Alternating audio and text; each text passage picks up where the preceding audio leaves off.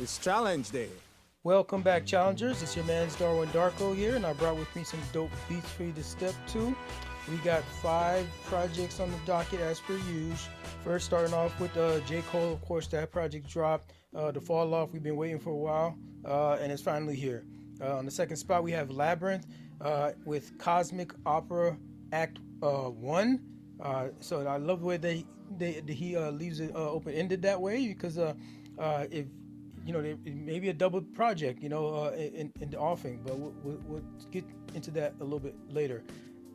By Storm and Injury Reserve. Interesting that it's getting credited that way. So I'll talk about that a little bit later. But that project, My Ghost Go Ghost, is freaking mesmerizing. Dope stuff there. Can't wait to get into it. Sasha Keable, out of the UK, she has Act 2 that dropped.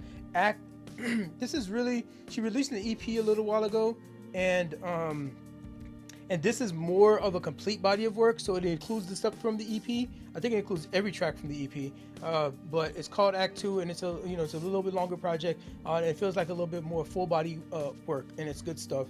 Can't wait to get into that. Jill Scott dropped a transformative project, To Whom It May Concern. Love the energy she's bringing on that. Love the interviews and things that I've seen her on while on the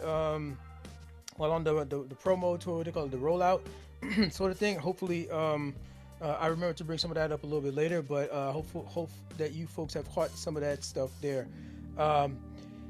So what the heck am I listening to? That's what I'm listening to, if you're wondering. I don't know what you're out there listening to lately. What dropped a bunch of different projects that you get into, maybe not, but I'm interested.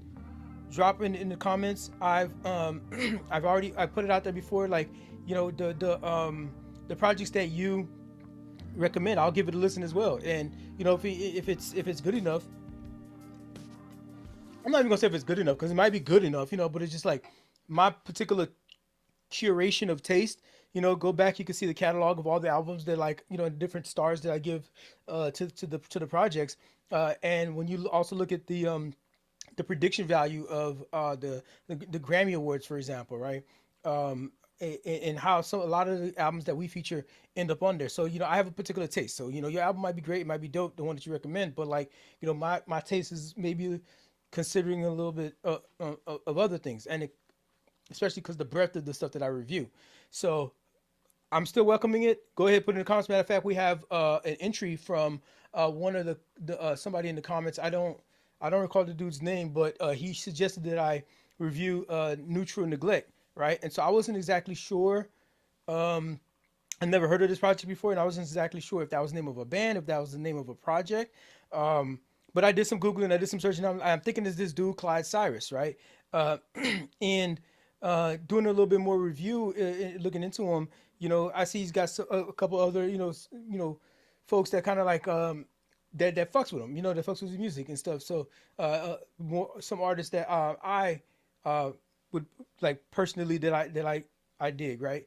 If I go on his page and it says right there, it's yeah, Earl Sweatshirt and Ab-Soul, right? I remember the Ab-Soul, Joey Badass, have all, like, shouted him out, right?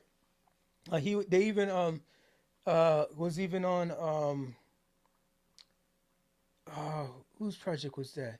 It was some other, like, one of those like reviewer shows mentioned this project. So you know they're doing their thing. You know what I mean? They're slowly, surely, going up. And their music is basically like a blending of hip hop and has hints of R&B and lo-fi.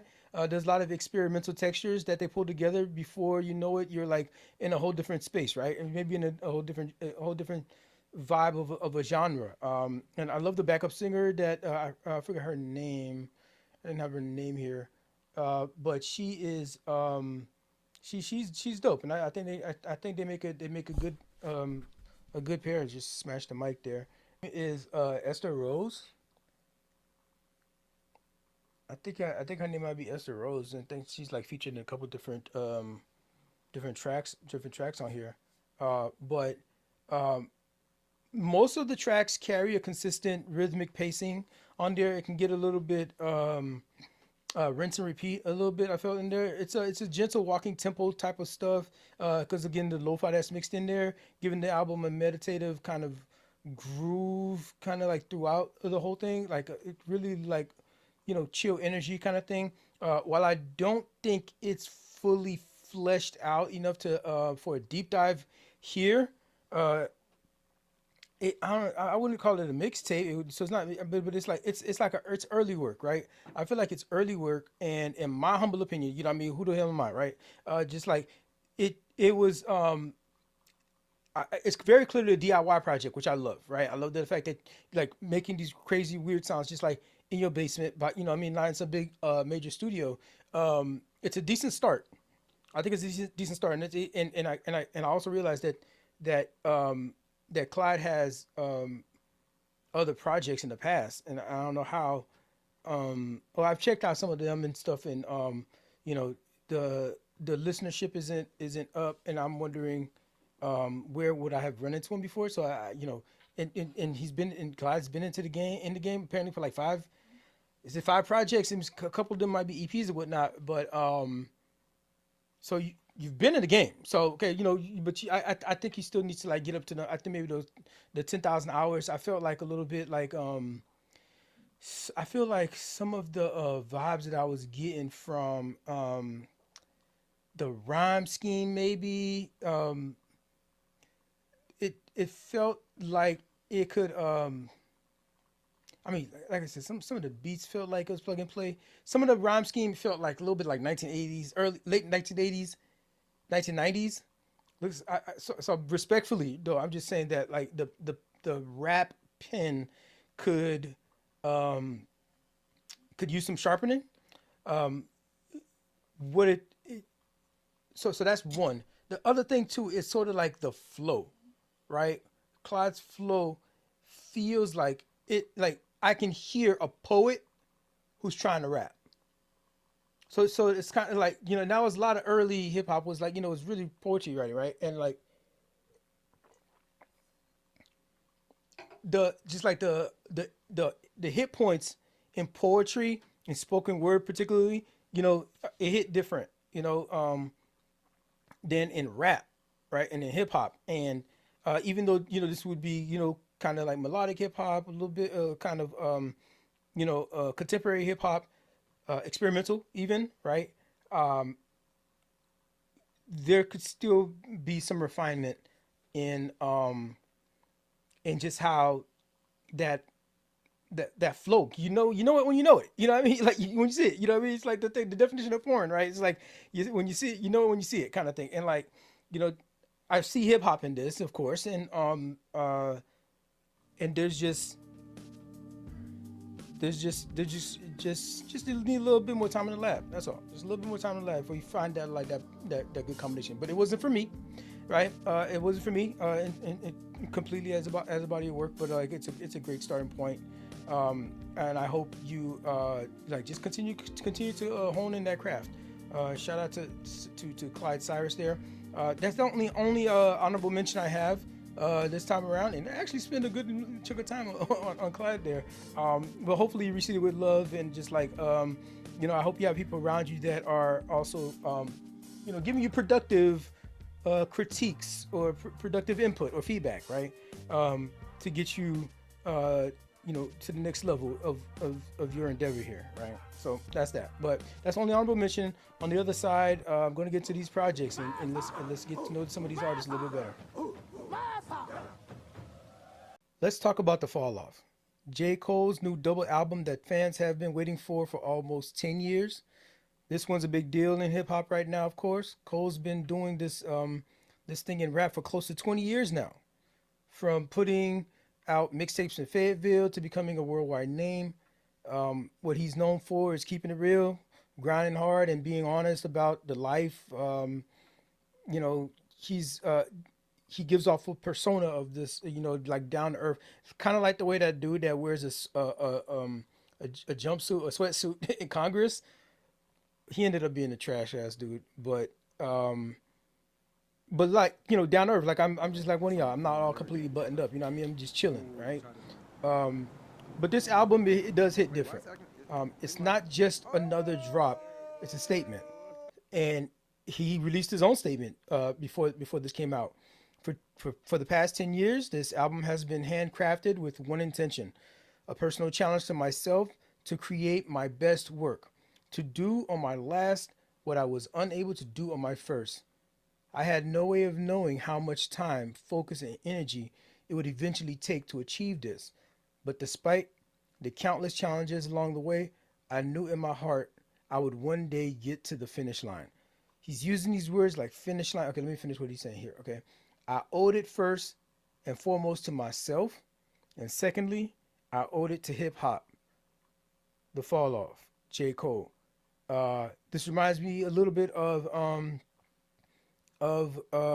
Kendrick's Grammy speech last year, where was it his speech? I believe it was a speech in Grammy last year. He was saying how, um, you know, you do it for hip hop, and to keep it hip hop, and to respect hip hop. And if you're gonna dabble into hip hop, you better respect the craft and the art form that it is. Um, and and Cole is channeling that same thing here. First of all, thanks to myself, I owed it to myself to do this. This is a project. This is something. This is an idea. This is an adventure that I started many years ago that passed me.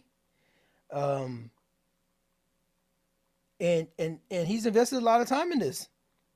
And this project is going to be worth his time. He's going to look back, and a lot of this is just, it's again, it's tape one. It's double disc. Tape one is 29. Take tape number two is 39.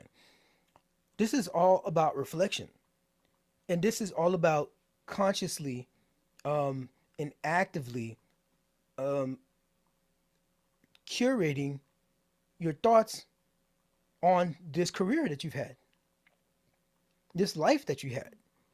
You were living your life, and your life was living this career. Was it worth the trip? Right? Was it worth price of admission? Right? That's the question, right? Cole has spoken openly about that. He has no interest in making another J. Cole album, like a traditional J. Cole album after this. Maybe he might, I don't know, come out with another moniker. Maybe he'll just go by Jermaine. Or it sounds like I'm getting some clues here and there throughout the project where maybe he wanted to get into, some of these other, like producing, right? Producing also, we're going to review Labrinth, and, Labrinth started producing in the TV show Euphoria, and he's got a project out. He's got, and he's always been in music, but that's when he really discovered this other thing, this other untapped energy, untapped power. So maybe J. Cole just is on a creative journey. I don't know exactly, but apparently this is going to be his last quote unquote J. Cole project. Nobody ever fully retires. But first things first, got to put this into context. What I'm going to say about this project, the context for me is that I'm not the biggest J. Cole head. I'm a J. Cole fan. I like J. Cole, right? I'm always keeping an eye on J. Cole. But I never really thought that, like, with the conversation, the big three, I must have missed that conversation because, like, it was like, it wasn't for me. Not no, like, during that era, like, I mean, Drake, of course, is up there, but like, I wasn't really that into Drake. But like, I couldn't. He was like so atmospheric, like you couldn't deny his existence. So okay, fine, you put him up there. Then and then K Dot, right? When I heard To Pimp a Butterfly, and I had to go back and then catch up on even the mixtape era and everything, right? And was it To Pimp a Butterfly was the first? Was it Sex Lady that I first listened to? I think it might have been to. I can't remember exactly. It was before Damn, and then Damn came out to confirm shit for me. Like Damn is one of the most perfect albums. Um, like it's his perfect album. It's one of the perfect in the canon of hip hop. It's gonna go down there. But um, so for sure, Dot is up there. I mean, I didn't know Cole was in the contention like that. Like I really like Cole, and I listened to, but like it took I was late to the game that Cole is the third in this triad. If anything, maybe around that time I was probably would thinking more maybe Wale. maybe even Big Sean, right? But is it just me that like Big Sean that much or something like that? You know, that, like, even Wale for me falls off sometimes, but like Big Sean stayed hot, right? Um, or even just, I mean, Future. If we're talking numbers and we're talking influence, right? But like, Future ain't talking about nothing. I mean, they ain't talking about nothing. Like K Dot say, right? Like Kenny say. So, um, but okay, but like I respect his body of work to enough to where I'm like, I see what he's doing, and we're talking about like those, these dudes that are active right now, and I see what he's doing, and I see you fully. So I respect it, right? And I respect Cole. I respect his work. I respect his art. It just didn't have that. There's a segment of people that specifically that Cole is targeting. I don't know which came first, the chicken or the egg, but um, that specific vibration, he's making music that speaks to their soul, and I see some of what is going on with that. I have glimpses of it myself, um, but not fully though. So I again not a full. So that's the context, and I think Forest Hill, I love that project. That's like that project could stand on head high above anything that's come out in the past 10 years, right? Was Forest Hill 2014? Yeah, in the past 10 years. Um, but this one is number two. I think this is number two. All things considered, right? Like Clip say, all things considered, you know, I think this is his second best body of work. Um, Now we could quibble with a couple things here and there. I think a lot of it has to do with um, are you a J Cole fan or you a J Cole hater, right? Um, and you're gonna come into it with that context, right? If you're a J Cole stan, he can do no wrong. He probably did no wrong for you on this project, right? And if you're a J Cole hater, you're always gonna have him in the, like little boy status, right? You're always gonna have like a little bit of energy of something to him, and like he's trash, he's not even worth listening to. Um, if you're a J Cole hater, I guess what this video for me is people who like music and you're interested in listening to music and what is happening with music now, where it's going, what's the storyline and stuff, uh, but you're not passionately for or against J. Cole. This is music. This is a video to tell you this is worth your listen, bro. I'm you. So just like he's targeting I'm specifically targeting the version of me that's speaking to you about checking out a J. Cole project. You have that capacity, and you're intrigued enough, and you're interested enough into the music, into the lyrics, into the story that you'll check out a J. Cole project and you'll be honest about it. And I'm honestly saying that this is a good project. This is a this is a this is a great project for J. Cole. This is the most J. Cole that Cole has ever Coled. And for him to like set that target out and bullseye that bit, like this is so J. Cole. This is so J. Cole. So bullseye that bit, I gotta give him some credit for that. I gotta give because he went to his niche and he went to his identity like head on. We know exactly who this dude is, right? If he was in your friend group, you'd be like, yeah, I know, yeah, that's him, right? In order to do that, we first have to dive into the production and some of the highlights on the tracks and stuff like that that are going on this massive project. It's 24 tracks. This thing is an hour and 40 minutes listen. So, and I've listened to it at least minimum. The a full listen is an hour and 40 minutes. I've listened to it at least 6 times. At least 6 times. So, and by the way, I'm a week behind everybody else's reviews and stuff because I'm sitting with it. I'm legit sitting with it and giving it its fair shake. And I like a lot more. I like a lot more stuff on here than you know, you know, now that I've sat with it. You know what I mean? So there are some misgivings I will say I do have on this project, and in anybody who has these critiques about this project, we're doing the same thing, and I'm doing it too right now. It's just going to be some Monday morning quarterback shit because we know some information now that he didn't necessarily have when he was putting it together, right? But and the fact of it being a double album, some people complain about some of the songs being too long, and of course the thing that plagued Nas, quote unquote, is the beat selection, right, and producing on this thing, and maybe like exploring, some different sounds, and whatever. That's everybody's personal opinion. Cole set out to do what Cole wanted to do, and he did that thing, and I can say that he executed on that thing. What I would critique about it, again, Monday morning quarterbacking, is that he should have released it separately. I I think he should have done. But I think he should have done like instead of making it one long disc, particularly knowing like I don't know, I don't know how much do Cole stands want to consistently be pounded with like song after song from Cole. Um, for that long, like damn near 2 hours, right? But or would he rather you sit with a shorter body of work and dive deep into that one and give it so many listens where you then learn to know the lyrics and everything, right? And so you're like, and you find all the nuances and stuff.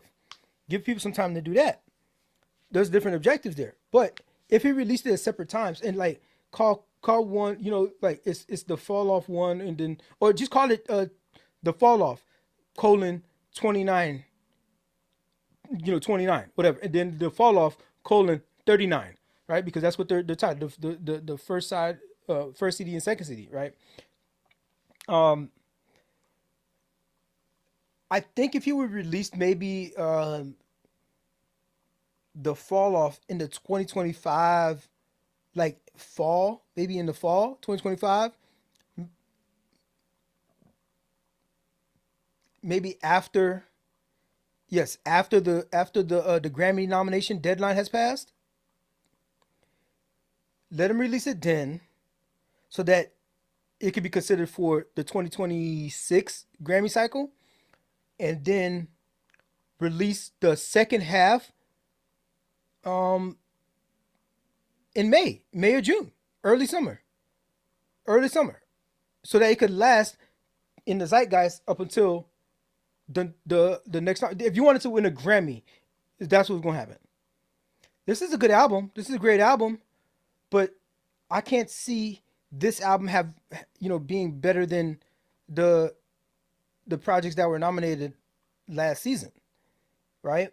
Uh, Maybe over the Glorilla.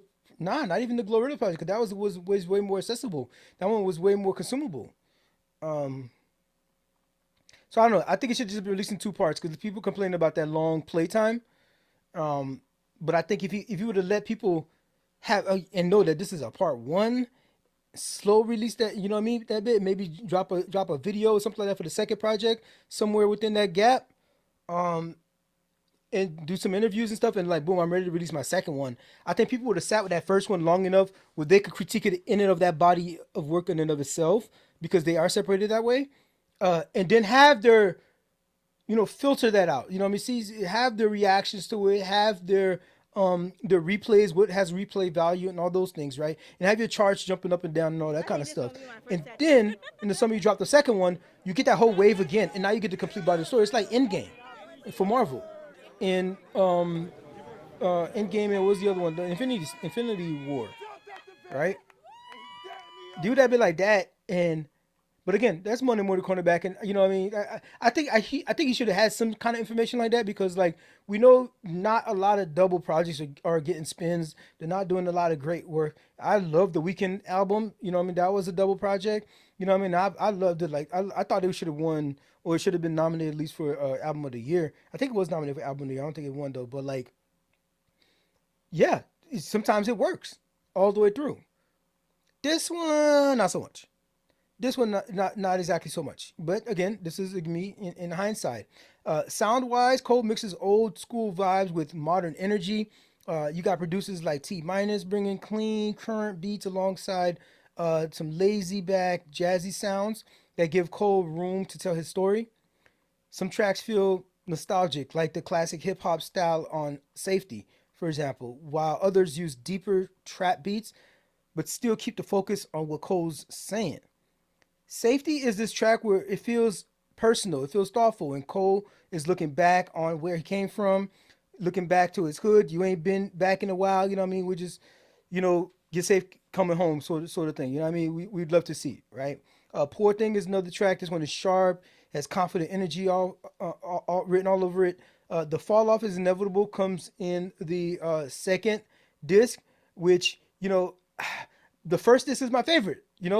So if it was a CD, I'd have to like definitely give that second tape a spin because my favorite song is on it. It's not my is it the follow up my it's one of my favorite songs on here, right? It might be my favorite song on here.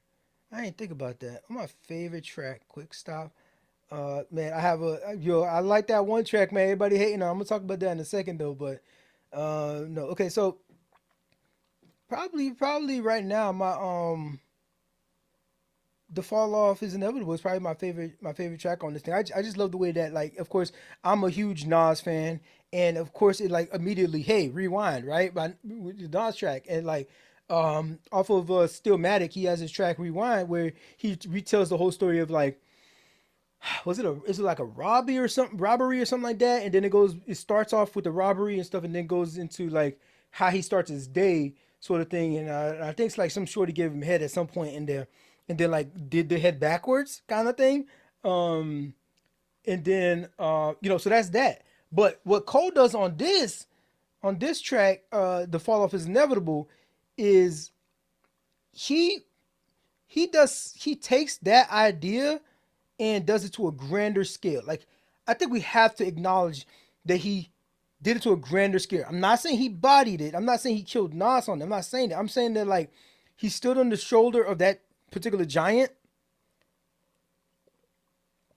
short giant. You know what I mean? Short king, right? Shout out Nas, right? Shout out Godson. Um, but he elevated it. He took it to the next level. Cause Cole retracked his entire freaking life. He's rewinding his entire life. He's done it to a grander scale, of course. He's spiritually rewinding a whole life from fame, from ego, from youth, hunger, and asking, when did things change? At which point, as we rewind and we play this whole life thing, like, when did the fire start? And for him, it's like, when did he like that thing that sparked him to say, I'm gonna focus in on this, and this is what I'm gonna do. And then like today years old when he's like, I'm retiring from rap.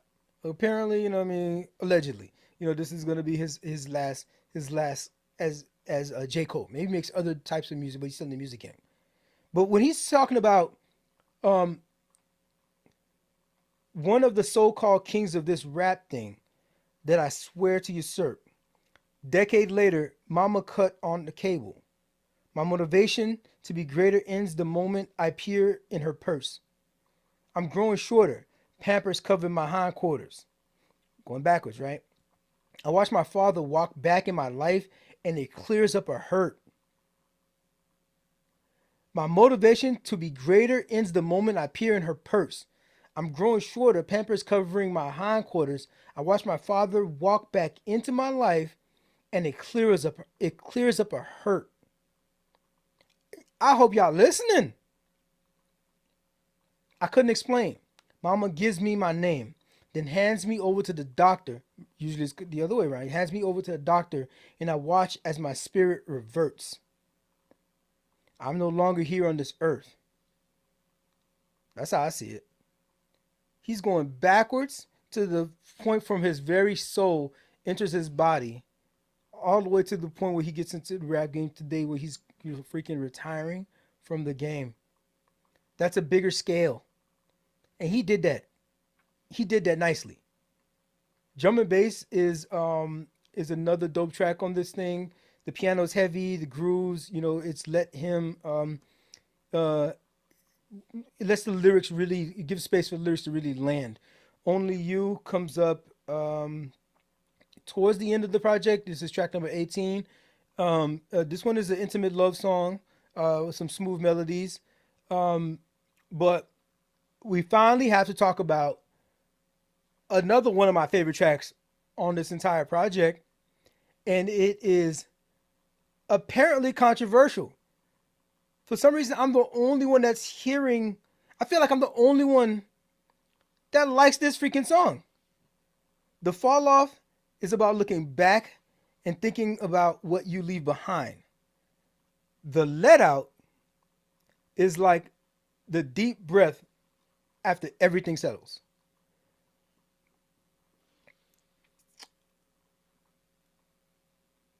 It's a song within a song. It's like an inception. He in his song, he's talking about here, like I mean, I can't. I'm not gonna sit here and explain this whole goddamn thing to you. Why you don't get it? And okay, so you know what? Respectfully, the Let Out captures the feeling of being on the other side of like this intense. You was in a club, you know what I mean? You was in a concert, or you was in this career. You're in this life, this like you're in the asteroid field, right? And you swimming through this thing, and you get out whole on the other side, and then you're like, well, I know how to navigate that now. I'm a pro at that. But let me see what's out there and continue to explore. Like, wait. For what you just did, for all that stuff you just did, you about to go try some new shit? Will you survive that? We're used to this.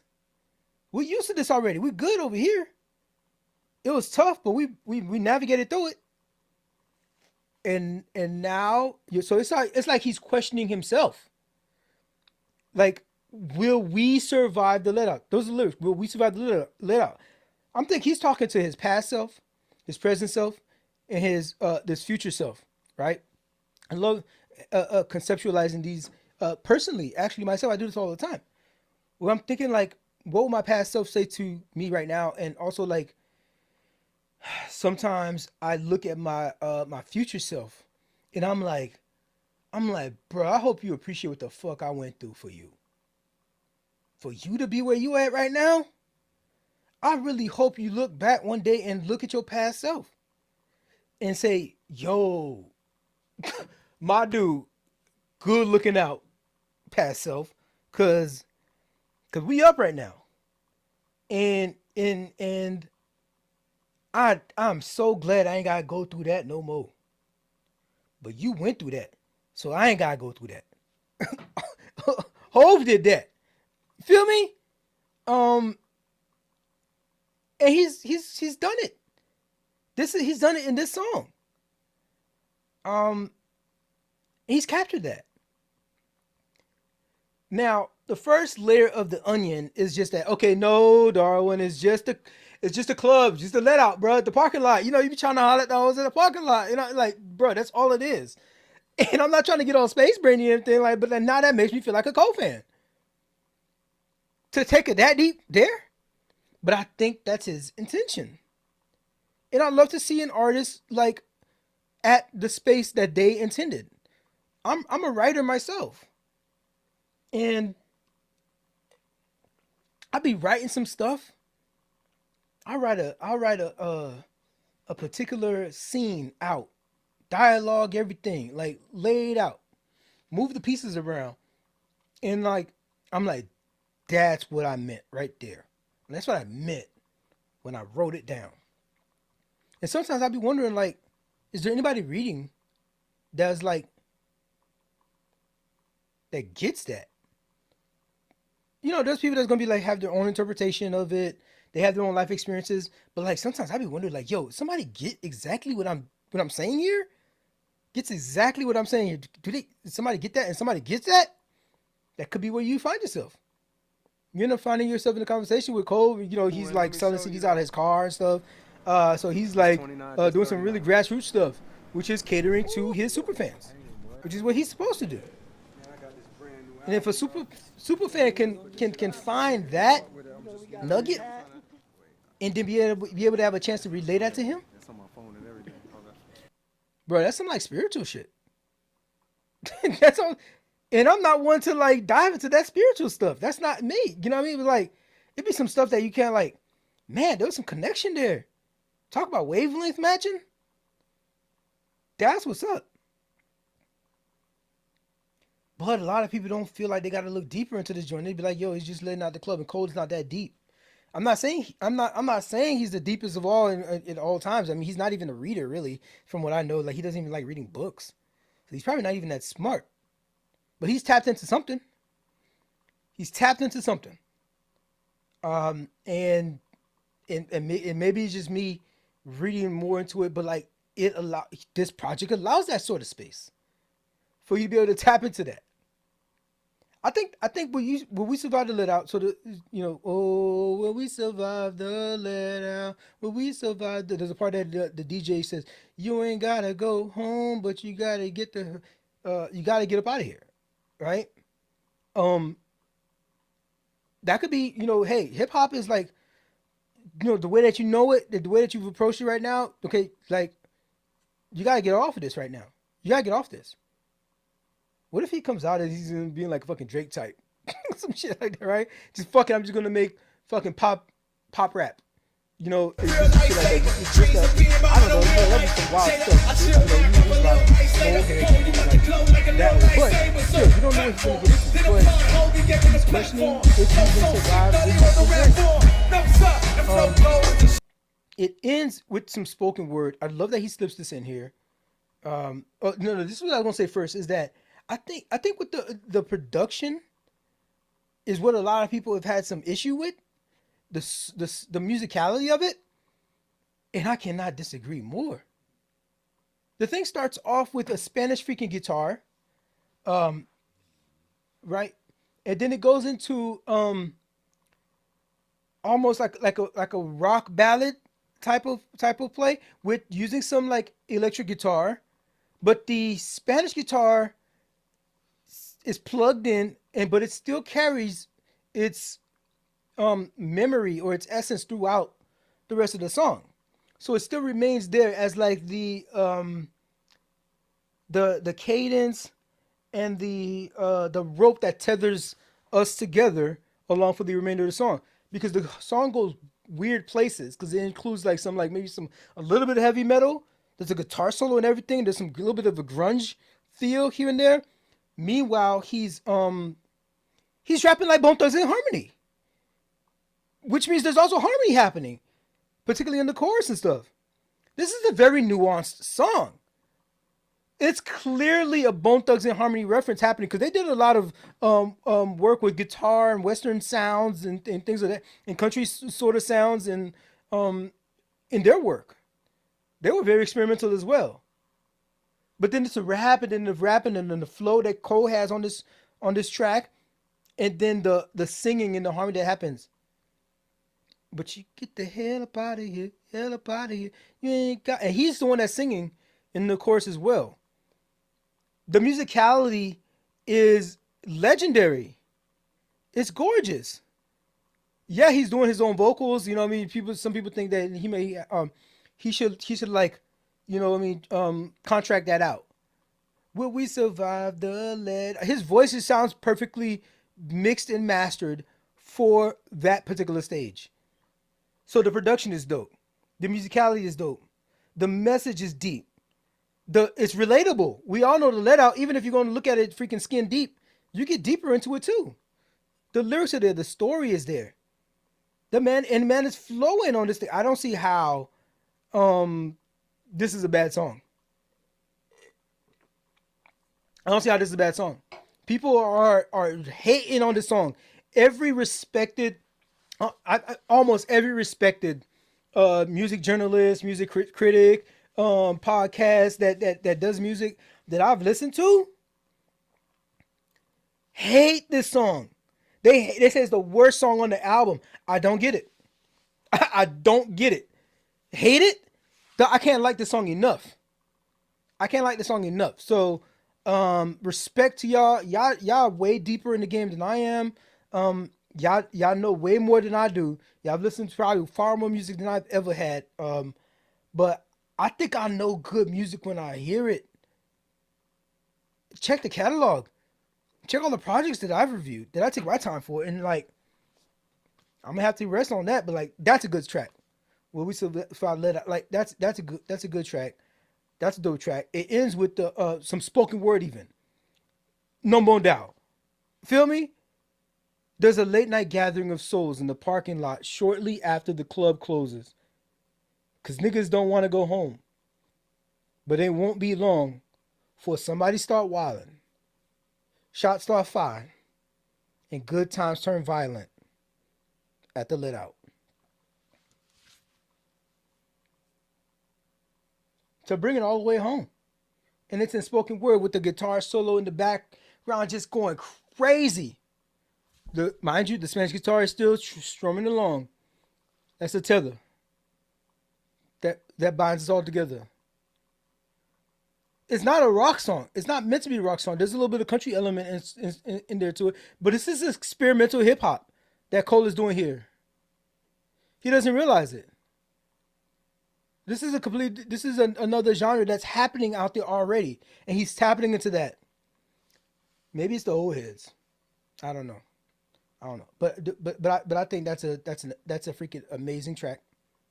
It's that specific feeling when you're past the anger or the ego, and you're just starting to admit to the truth that something's either slipping, or it could be a relationship, it could be a version of yourself, it could be the hunger that you once had, but you're settling into a new place. It's either slipping away or you're letting go.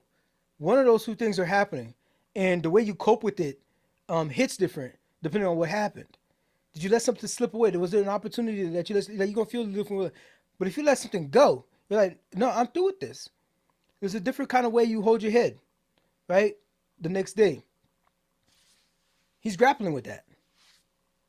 He's grappling with that in this project. So that's what I think the letter is all about. Questioning it. Talking to his past self and his future self. Just hoping they appreciate each other. Trust the process, they say, right? I feel like Cole is generally asking himself these questions. When I look back at the statement that he said here, eventually take no. What do you say? When I look back at what he said, there's one last line here where he says, "I knew in my heart I would one day get to the finish line. I knew in my heart that I would one day get to this finish line." That's his past self really talking to us. Like he planted that seed within himself. He sought it out, and he knew this day would come. So that really makes me feel like that's a closing. This is a closing statement. He's ending this phase in his career, stepping into the wilderness. Will he survive the business world? Is it going to be fashion? No, it can't be fashion necessarily. Is he going to just go into his producing bag? He mentions on one of the tracks about how one of the goals that he has now is to help some of these artists who he grew up on, helping them, dive back in. Yo, what would be crazy if the first Andre 3K project we get was like executive produced by Cole? Yo, it would have been like, yo, we didn't trust the process, bro. You knew it all along that's what you were gonna do. That was crazy. If 3 Stacks, and he includes his flute and all that kind of stuff, because he does stuff like Let Out on there, where he's freaking being experimental. He's got the flute on there, whatever, and does some experimental stuff, and we get our first 3K project. Because of Cole putting in that time and respecting his contemporaries, and not even contemporaries, his forefathers, because there's plenty of that all over this project. from Nas to Peter Pablo. Shout out Peter Pablo. Freaking Erica Badu is up in here. Um, Pac Biggie references. This he loves hip hop. I think Cole loves hip hop, and and we should respect that enough to see like he puts in the time for the art of hip hop. He puts in the effort for the art of hip hop. But there's a lot of artists right now that are just in it for the freaking bag because this is just another paycheck. So he's wondering if will he survive the fallout, the let out. He's wondering generally, will he survive what comes next? Will he take advantage of those these new skills, these new ventures, and will he survive it, maintain himself, maintain his legacy, or will it swallow him and freaking chew him up and spit him out, swallow him whole? Even mixed metaphors, if you will. Um, there's from Dark Knight, right? It says you either live, you either die a hero or you live long enough to see yourself become the villain. And Cole has made this reference multiple times, not in the exact same words, but like talking about how some of his favorites actors. He talked about how Kanye went Kanye, and to see his heroes fall. So he's very much aware of that. He's very much aware of this legacy. So part of him ending who J. Cole is right now is like there could be like some fear there where he doesn't want to let down. You know what? I'm on top. I'm good. I had no scandals. Ain't nothing crazy happened with me. I had no mental breakdown.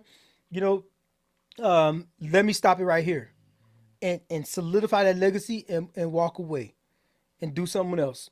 Be identified differently. It could be that. Um, but it could be, you know, that he let old Cole down.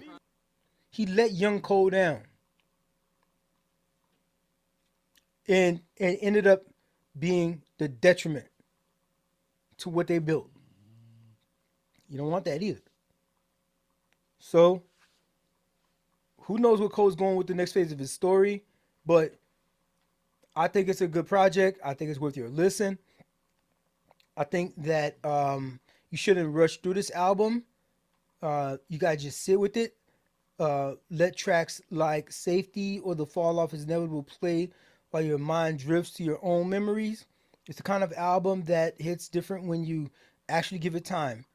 Like taking the late night walk and thinking about everything that shaped you.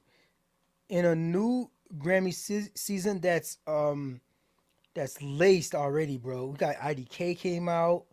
Wale had a project that came late last year. Don Toliver just dropped and they've been running that back over and over and over again. Check the catalog. Got a review of that one already. It's that good. Make America Wavy Again. That project dropped. That was freaking amazing. Drake has a project that's supposed to come out. We know that's coming out.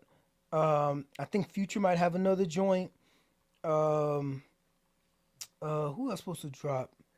I think so. Drake supposed to drop. Um, I can't recall right now, but there's several other artists that were looking for some big projects. To go, Baby Keem project's coming out in next week. I think next week, right? And it's been a long time coming for that. So I think with all this tough competition out right now, that Cole stood 10 toes down and put himself into the conversation. Put himself into the conversation. It's a reminder that rap can be both enduring um, and intimately personal. Whether or not this is Cole's final album, it sure feels like one that he always meant to make, and it's unapologetically Cole. It's so Cole. Like I said before, it's the coldest J. Cole that Cole has ever cold. Um, and he tapped into that, and he gave you 24. I could see a super fan having no skips. I have some here and there songs that just didn't completely just like land with me, whatever. But that's whatever. But he's got this run. He goes on a run that's like somewhere mid like between the mid level of the first project to like a couple tracks into the second project that goes on a run back to back to back to back, no misses. He ain't got no bangers on there. Then like maybe there's a couple that you might find in the club or something like that, or at a party or something. But there's plenty of stuff here that you can find in a brunch. There's plenty of you gonna find in a brunch. There's several love songs on here. Um, you know, that's cool. And if you want some deep listening, you know, you gotta tap into it yourself. Let it wash over you. Give it at least one listen before you got anything to say about it. If you're in that middle demographic that you're not already a Cole hater, it's worth a listen. It's that good. We'll see what else comes out later this year, but um, it was a pretty good offering. And Cole has nothing. If it doesn't get any awards or if it doesn't get nominated for anything, Cole has nothing to hold his head down about because this is the culmination. This project, if I was Cole, this would be the project that I'd be like, this is my closing statement. Have you ever been to an opera? I haven't either. That is until now. We're stepping into something cinematic here, spiritual, and larger than life on Labyrinth's latest world building monument, Cosmic Opera Act 1. Now, if you've been paying attention, you already know Labrinth doesn't do regular. From his early UK hits to his emotionally explosive work on Euphoria, he's carved out a lane that feels theatrical, vulnerable, and futuristic all at once. He's not just producing songs, he's building sound universes. This guy's career is looking good, it's looking up, it's looking productive. Um, Labyrinth is moving into his creative bag, into his creative director bag, uh, even more than he is in his singing. After his massive success with Euphoria and collaborating artists across genres, he's leaning even deeper into this orchestral arrangement style, gospel textured electronic experimentation that he's got going on this project, Cosmic Opera Act One, and that's exactly what he's captured on this project. He's captured all of that. This is legacy work we're talking about. It's not just an album; it's a statement. It's ambitious. It's dramatic. It feels like the opening scene to something bigger. Clearly, because it's Act One. So we presume Act Two is to follow. Let's talk production for a second. Because this is where the album really exists. It really where it flexes its muscles. First, the orchestral scale, undeniable.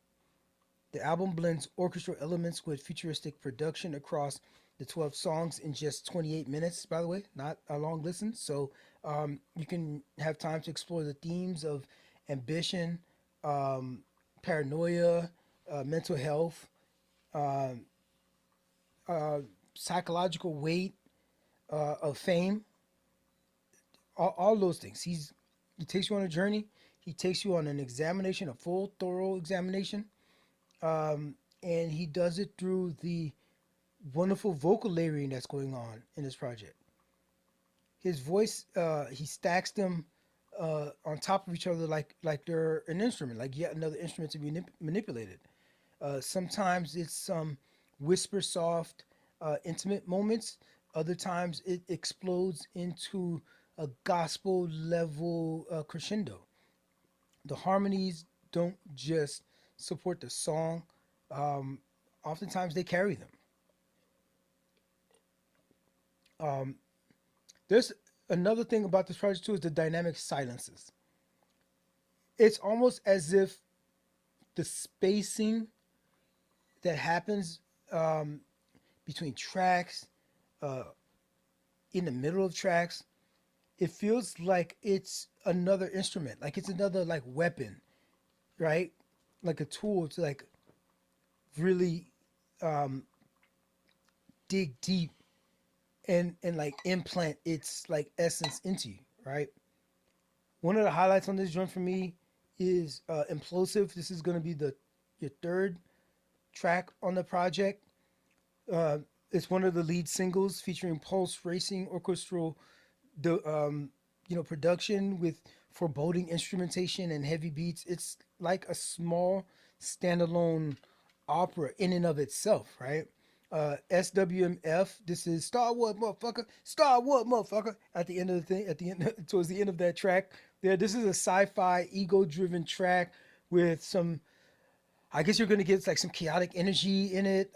It's rapidly switching between dark orchestral instruments, gospel choirs, and fast-paced hip hop. It bookends um, by with this like cinematic um, orchestra stylings is the best I could I guess I could put it there.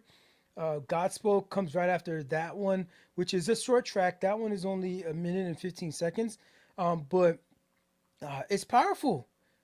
It has this choir that makes you feel like you've ascended to a new astral plane, and it's only a minute and 15 seconds long. He's doing it a lot with a little bit right there. Of course, the track orchestra, is apropos for this project because, it's all orchestra, it's all opera driven, right? This track features these commanding drums. It has these atmospheric lyrics and strings and brass arrangements. His vocals are just silk. The track exposes the complex trap of stardom with sarcastic delivery. When you listen to the lyrics on this thing, I'm a people pleaser. Yeah, I smile for no reason. Because the world taught me that I gotta be sweet even when I don't mean it. And I dance for my money. Yeah, dancing for money. Do what you want me to do. That could be a reference there, right? Um, uh, and I dance for money. Yeah, attention seeker. When I chase your applause like it's running from the law because my ego need it. I could be your orchestra. Yeah, I could be your orchestra. I could be your orchestra. Yeah, he goes, let me make you feel some way. Um, let me make you feel some way. Uh, let this body serenade you. All right. Of course, double entendre, sexual innuendo That's happening there. But uh, but he's living again. Like I said, he's living this ethos of opera and delivering it in this way that is very unique. Is it hip hop? Is it alt rap? Is it what is this? Is this opera? Um, Running the Red is going to be a closing track on this thing. It's woozy, it's bluesy. It's got a lot of jazz. It's like a bluesy jazz, I guess. Um, but it deliberately denies a resolution. The way that the song sort of ends, um, because it leaves the listener sort of set up for like it's almost like saying to be continued in music, right? The sequencing on this project is intentional, clearly. All right. It builds tension. It stretches emotion. The themes repeat. It's like an opera in and of itself, right? So this is like what you would be looking for when you went to an opera. So like you said, like I said, if you've never been to an opera, you have now. If you give Labyrinth's project a listen, the overall vibe is luxury. I imagine this is what like Maybach music is like aspiring to be, right? It's classy and I guess you got an orchestra, full orchestra. I mean, this would be dope to be on tour. It's gonna be dope to hear some of these tracks, especially like we have the Nas's out there and the Jeezy, having these orchestra backings to their projects. But this is from the rooter to the tutor. This is like no, this was functionally and structurally built on orchestral and big band, big live set pieces with costume design and everything like that. Right? This is an opera. This is a whole ass opera. It's not background music. It's immersive. Mm. I suggest that you. It's 28 minutes. So I suggest that you pay attention, you lock in, and give Labyrinth your full undivided attention. Um, he is on his own wave, and he's building momentum this project feels like the beginning of a larger universe that he's building out for us.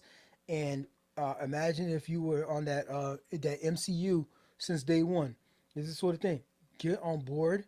This is your warning. If you've never wondered, if you ever sat there and wondered, what would an album sound like if it was maybe a stage play, but it was also part stage play based on outer space, scored by someone who understands both gospel and glitchy synths. That's your description of this joint. And it's like, that's it. That's it. That's very specific, but that's it. That's it right there. And it's an amazing journey to go through this project. So I hope you do yourself a favor and give it your undivided attention. You're welcome. I'll definitely like and subscribe to putting you on. If you haven't heard of Labrinth, or if you forgot that you haven't checked in on him in a while, this is your opportunity. Today we're exploring My Ghost Go Ghost, the sonic threshold where injury reserve becomes by storm. Let's be clear, this isn't a breakup, it's a metamorphosis. Nathaniel Richie and Parker Corey aren't walking away from what they built, they're carrying it forward under a new banner, retiring the injury reserve name while the work deepens.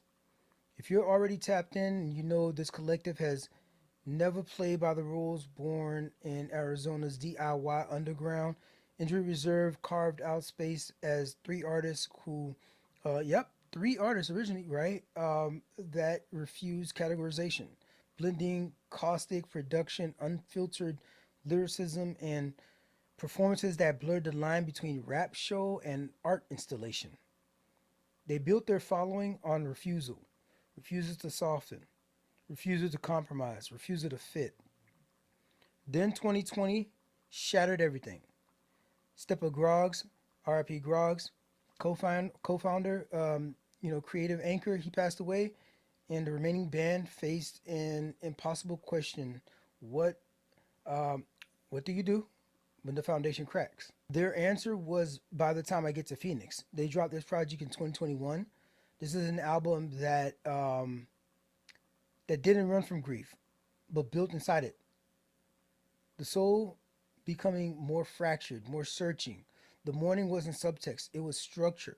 By storm is what happens next. Not a reset, but a deepening.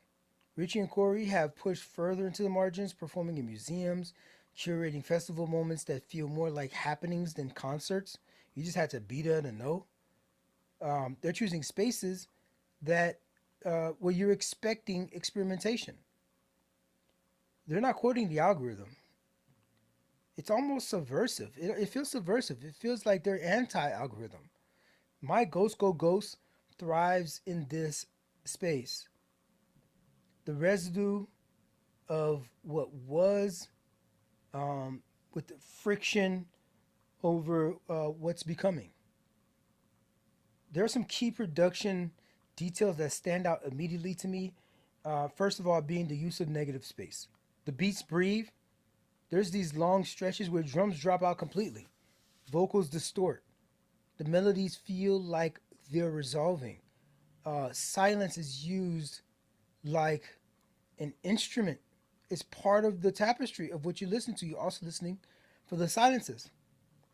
There's these industrial textures that are layered throughout this project. You hear metallic percussions, warped bass lines, and synths that feel like they're glitching in real time. It's uncomfortable, but it's intentional. The production mirrors anxiety at some points. In memory, what would it sound like? What does a memory sound like? The emotional layering is self-evident. Vocals aren't clean. They're almost never clean on this project. It's filtered, it's pitched, it's sometimes it swallows the beat, or then it gets swallowed by the beat. It creates this ghostly effect that that's like speaking through static, like somebody on a different planet just trying to like mayday, mayday. Is anybody there? I gotta talk about a couple of these tracks that really stood out to me. The opening track, it sets the tone immediately. Sparse drums here, heavy atmosphere. You can feel the weight before the first full verse even lands. Grapefruit. I gotta shout out Grapefruit. Um, this appears early in the project. The sequencing um, carries one of its most vivid lyrical images. Richie raps about being emotionally exposed. I let them rip me open. They barely blink too.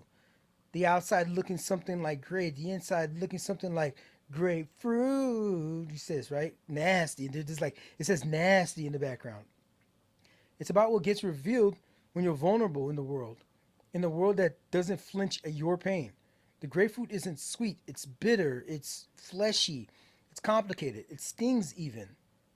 Okay, I know how this track goes here. Okay, I know what I signed up for. I know what I signed for that. Don't make this shit hit less hard, man. Niggas obsessed with rollouts and parlays. Might as well throw down, put it on my Barclays. Just leverage your future. Fuck it. Just leverage your future. Right? That's basically what it's saying there. I got a ban on my iPhone cover art, some Y2K, and two new allegations. You can up that to three and really get paid, man. But that ain't me. I'm going to play it safely. Please say all of this is a hoax. Now, play it safely with this experimental rap. I don't even know. I don't think that's playing it safely, but I feel what you're saying there. Please say all this is a hoax. I see peaks. Feel something that is flowing. We see all of this exposed. I think we went further than we supposed to. They seem unamused at most. I let it rip me open. They barely blink too. I let it happen. I let the game happen to me. They rip me open and people barely even notice. The outside looking something like grape. And the inside, grape, nice and smooth on the outside. Nice and check. Oh, it's a grape. It's going to be sweet, right? And the inside looking something like grapefruit, but it's bitter. Wait, ooh. And then the voice goes, it's nasty. Grapefruit. It ripped me open, showed all my weight ooze. The inside looking something like grapefruit. It ripped me open, showing all my weight ooze. The inside looking something like grapefruit, like grapefruit. And they carry on like this. Dope stuff. I love also checking out zigzagging, zigzagging, zigzagging through the moon. Right. This is a track that lands during the center stretch of the project. It builds from minimal piano into a chaotic drum beat. It feels like grief turning into motion. Still experimental, but almost hopeful. I like that it's almost like dawn breaking through a fog. What I appreciate the most is the sequencing for this whole thing. Like I said, the album it doesn't feel like a playlist. It feels intentional. It feels like chapters in some indie film. By Storm and Injury Reserve aren't chasing playlists, so I can't see any of these tracks ever making it to a particular playlist, and that's a good thing. I'm not with playlists either. I'm about listening to albums and to projects from top to bottom and rating it as a full body of work. This is what the artist actually intends. If you have a if you have an artist who's into the actual art, right? If you have a musician that's actually into the actual art of music making and world building and putting out together a cohesive project. If you have somebody that's just like not trying to make you think, just trying to give you some bangers, I mean, shout out to them. There's a link for them too. But this project is for those who appreciate art. They're just being honest on this thing, and that honesty hits hard because it doesn't feel forced. It feels authentic. It feels unpolished, and it doesn't look for the approval of those who are just like looking for polished works. For those of us who grew up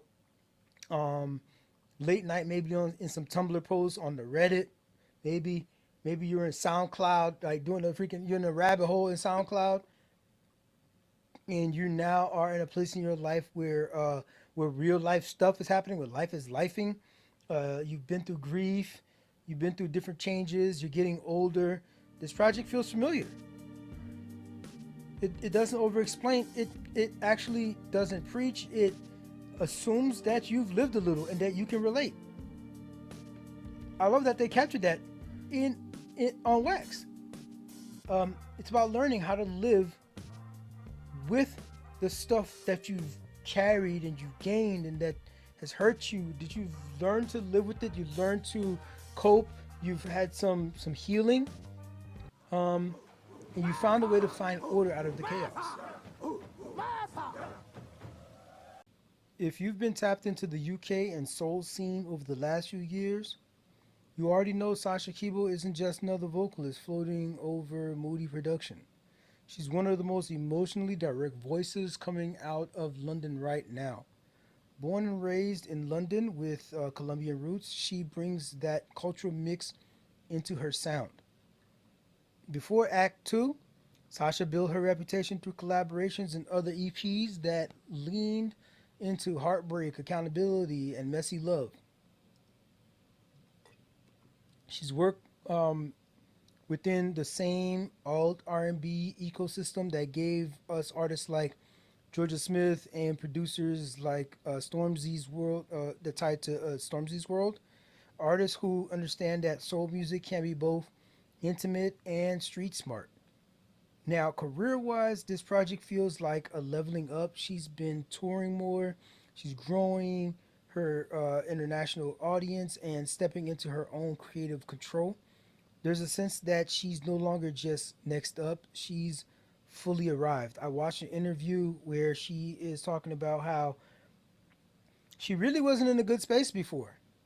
All the other works that she's done before, like it was like a job, it was like an obligation, it was a contract kind of thing, and like she was really struggling with like just like self deletion type of like vibrations, right? Where mommy was like, I'm not sure if I even want to be here anymore. And I'm writing and producing and trying to tour and stuff like that through that, and trying to make a music through that, right?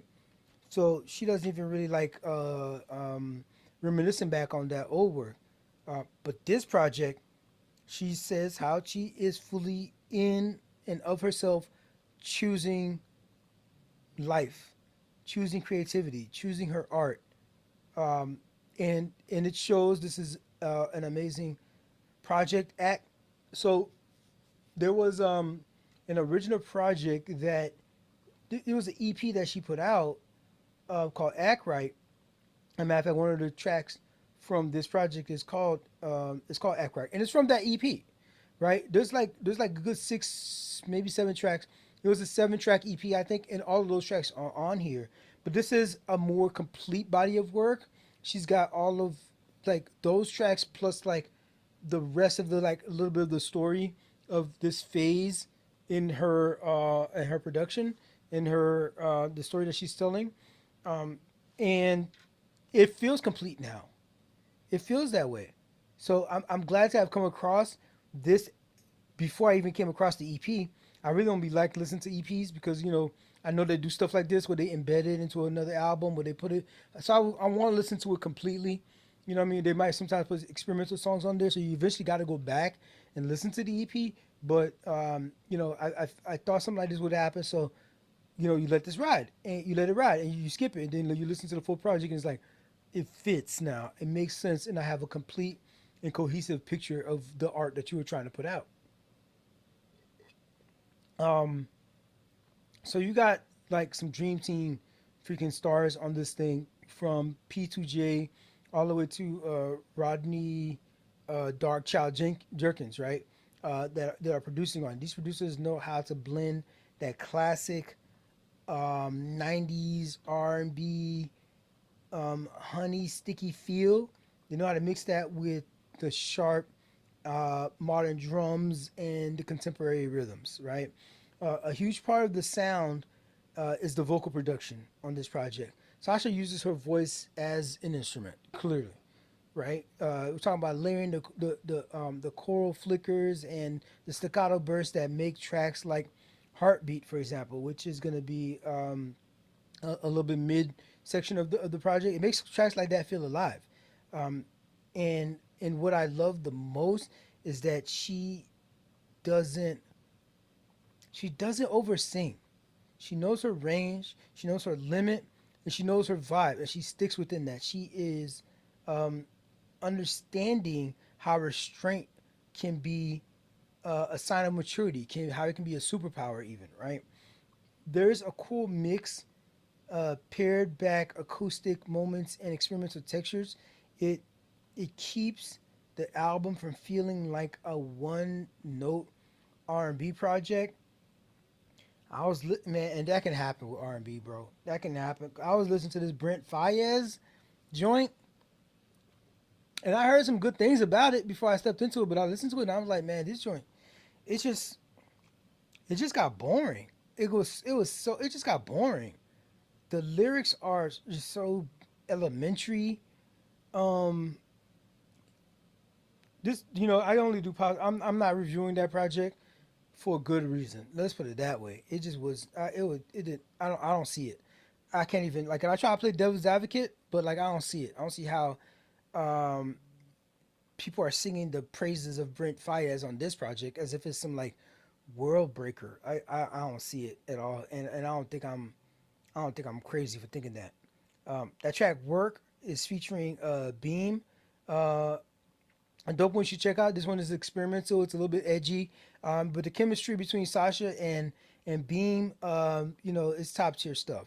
Tell Me What You Want comes up towards the end of the project a little bit. This is the latest single that was released, and it's absolute vibe.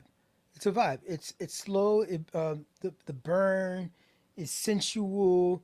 And she does that little the sexiness of it all.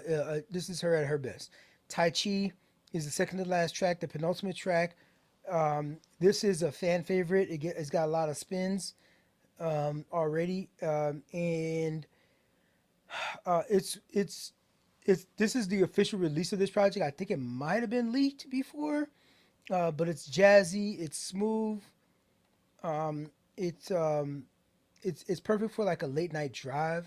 I would say it's good music to like just sit like sort of set of that sort of like mystique of a vibe, right? A little mysterious. Heal Something is the last and final track on this thing. This is the closing joint. It's quiet, it's vulnerable. It proves that with all her success, she hasn't lost her emotional edge.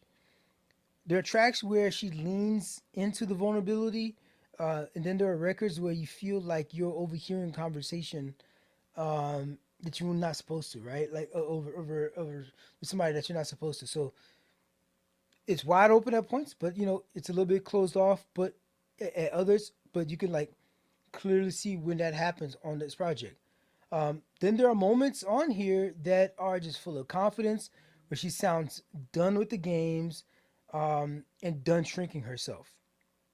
This is um, post heartbreak music. This is clarity music. This isn't. There's nothing toxic by about being self-reflective and being sure of who you are and standing on business, right? Um, it's for people who's done the work emotionally, uh, and becoming self-aware, but they still have a little romance in there, tucked away. This is a good project to listen to maybe on a late night solo type of vibe. Maybe you did have a dinner party over, a couple people hanging out, but everybody's gone home and you're cleaning up a little bit. You throw this on, this is just for you, right? This is for maybe even if you're like on a flight, you're trying to like just like drift away. If you're on a flight, solo flight, you get your headphones on. You don't gotta entertain your partner. Maybe they're napping, whatever, right? Looking out the window, and you're just thinking about the person that you used to be. The main takeaway I would say is that Sasha is refining emotion into song. Act 2 sounds like an artist who knows her voice and trusts that voice without apology. To Whom This May Concern by Jill Scott. Now, when you say Jill Scott, you're not just talking about a singer, you're talking about a living legend. Put some respect On Miss Scott. This is a poet from Philly who helped define the sound of grown and sexy, the sound of being grounded.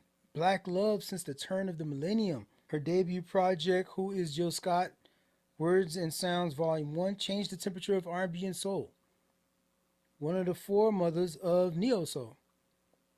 It made genuine and vulnerable people feel royal. To whom this may concern continues that tradition. It's reflective, intimate, and confident without being aggressive. Jill has always sounded like someone who knows who she is, and more importantly, knows who she's not. That clarity runs through this project. As for recent news, Jill continues to thrive as both a performer and an actress. She's toured nationally, reminding audiences that her live vocals are still on point, still elite. On personal tip, she's been open about motherhood um, and how it's shaping her perspective on her art. There's a grounded joy in her recent interviews that I've noticed. It's like someone who's done the work and now living in alignment with the highest version of herself. She had a visceral moment I was watching on Breakfast Club where I don't remember exactly what the question was, but it's a moment of reflection for Jill, and she was saying, and she was struggling to say, struggling through the happy tears, um, that her career unfolded exactly the way that she wanted it to. Whatever that specific level is that we may consider, like she's still a legend, but maybe she doesn't sell out stadiums, right? But she didn't even want that. That's not what her target was. Her target was, to sell out a theater. Her target is to sell out a club, to be intimate with the people, and to be still playing and going to those intimate type spaces, even though she's reached this like certain level of acclaim. And that is the lane that she has carved out, and she is still doing that because she's true to this. I freaking love to see her able to manifest that. That word manifestation comes in a little bit later also, but man, um, all that energy, that specific kind of energy, um, it's written all over this project. The production on To Whom It May Concern is live, it's organic, it's warm. You can almost hear the room. The musicianship is layered but never busy. There's real instrumentation happening. Bass lines that walk rather than loop. Drums are crisp and they snap, but never overwhelming. The drums and bass feel human. They swing. There's pockets. Nothing feels programmed, but no, overly produced, over programmed, um, over processed. It creates space for Jill Scott's voice to glide and do the work and do her work. Jill layers her harmonies in a way that feels like a choir of one, and she moves between singing and spoken word effortlessly. That poetic cadence is still there. It's controlled and it's intentional. The spoken word lays strategically throughout the project. Neo soul, jazz, fusion, textures, all over this thing give you these soft moments. They're warm. It's subtle jazz. The guitar licks throughout this whole thing. It feels like a late night um, lounge setting. Like it's candlelit. It's refined, but it's not pretentious, right? Dope shit is the opening number on this thing. It kicks off the album with a little bit of a light swagger. Jill's voice rides the rhythm that feels both thoughtful and playful, like she's whispering wisdom over a deep groove. Beautiful People is very much aspirational. It's soulful. It's uplifting. It's the lead single for a reason. The groove is warm with these jazzy flourishes. The bass line carries a gentle bounce. I get why people are loving this track. On this program here, we have 383,000 plays. Um, as of recording, I get why people are liking it. It's not for me specifically. It's not one of the ones that like really hit hard for me. It's a good track though. It's a good song. And I see why people like it. It's not worth nothing on this project is worth skipping. So at least play it. At least play it once, especially on your first listen, because she presumes and she is intending that folks listen through to this as an album. I am an advocate for listening to albums. This is what this whole channel is about. I don't do playlists over here. I don't do what this particular single came out over here. Matter of fact, when singles come out for these projects, I hardly ever listen to the singles. I wait till the project comes out. It's like a little trailer, a little teaser. I don't want that. I hardly listen to EPs. Every once in a while I do. But she says it herself. And finally an artist speaks that truth that I've been trying to like freaking advocate for years now. Is listening to full albums. There's some artists out here that are trying to put projects together, top to bottom, from song selection to the feature selection to the cure the sequencing, all the way to if it's what is it the segues, right? From song to song, and the illusions from song to song. So Jill Scott did this from the rooter to the tutor on this thing.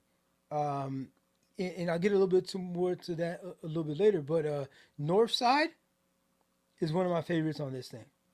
North Side has Tierra Whack on there, um, and who knew? Well, I guess you might know. She spoke, she does spoken word, but like, man, this joint is my jam. Um, Jill Scott is spitting on this thing. She's got some bars for that ass too. She's singing and she's spitting. It's a Thursday. She goes right. It kind of like it's a kind of like skips in there right with the record scratching in there. And I left my blues in the back of the second drawer in my nightstand. I'm too busy giving sounds paprika your taste. Mama Oja. I'm so high listening to Primo Vision.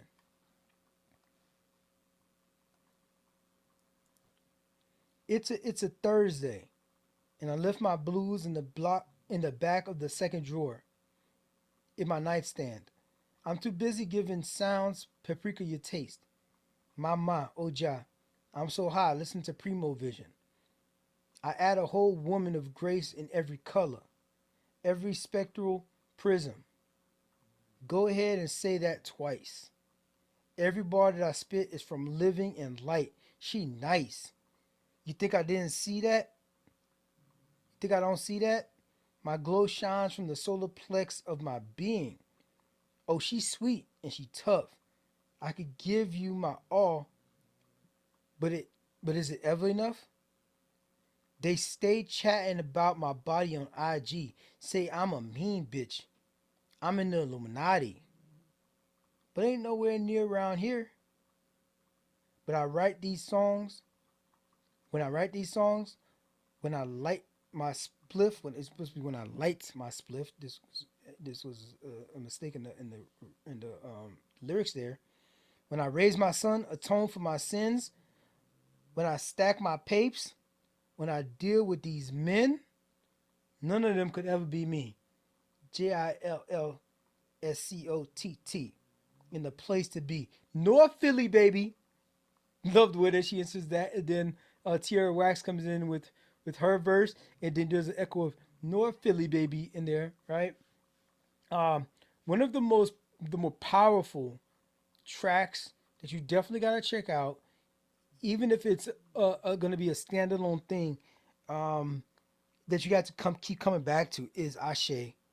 Ashe is, man, this whole project from top to bottom is curated, and it ends it with "I sincerely do," which is like this is my closing statement. And all these things that I said, all these things that I hope you tapped into while you listen to this project, I hope that they resonate with you. I sincerely do. Love that final track. It's a perfect way to close out a project.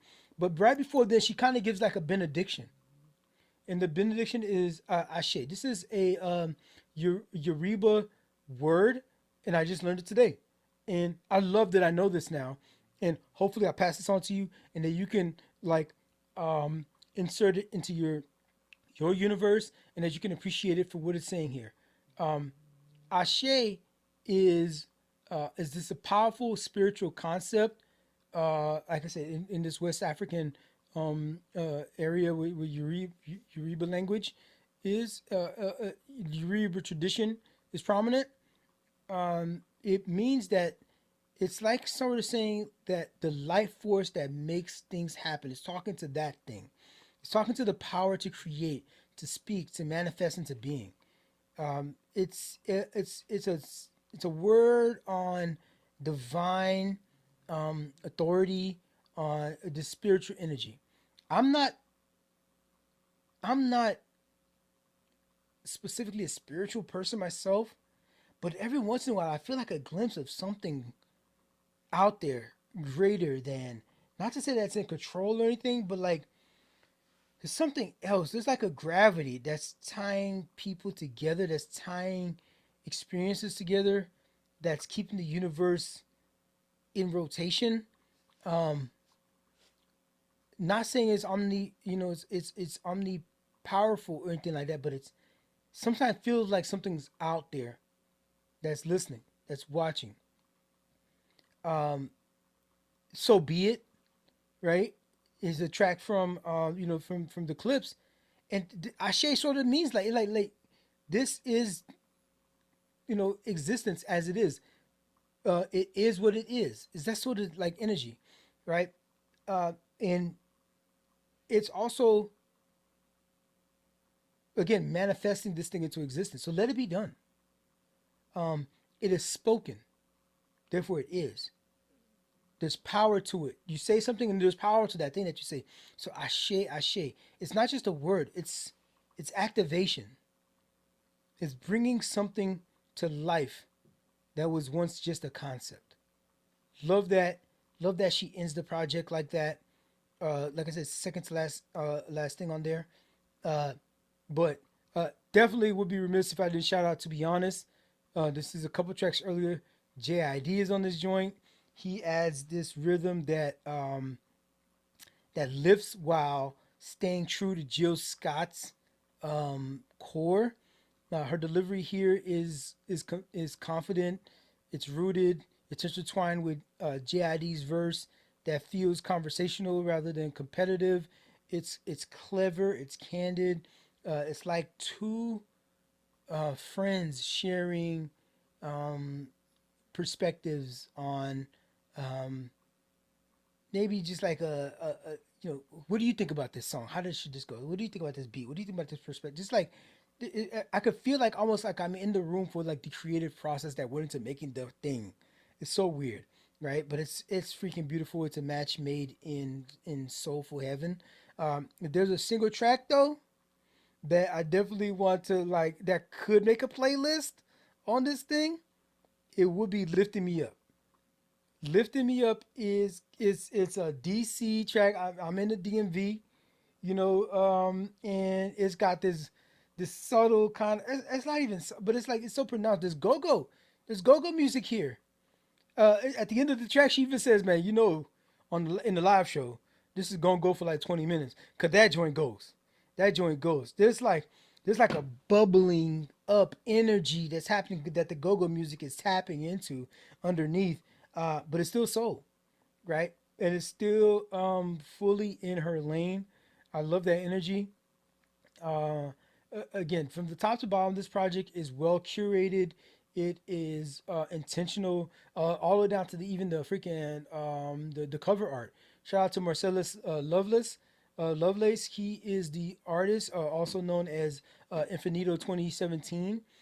He's the artist that put this image together. He already had the image. It's the what they added for the album, I believe, is to whom this may concern, right? And shout out to Infinito 2017 because he also does music himself, right?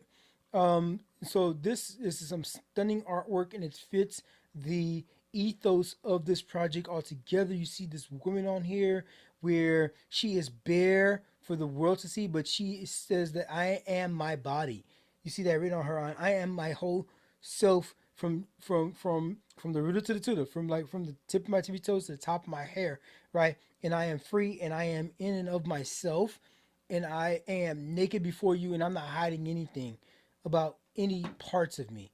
It's very and with the words there, like bringing it home in case you didn't fully recognize, right? And it says right there at the very center, we can save ourselves.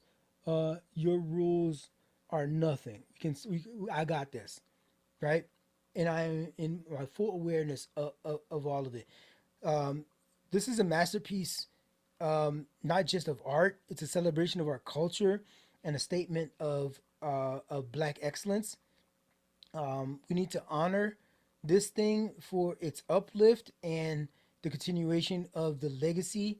And the journey doesn't end here, but this is a good statement point, a good place to plant a freaking flag. Over the 2 decades in the game, Jill Scott is still delivering. She still hasn't lost her sense of discovery and timelessness.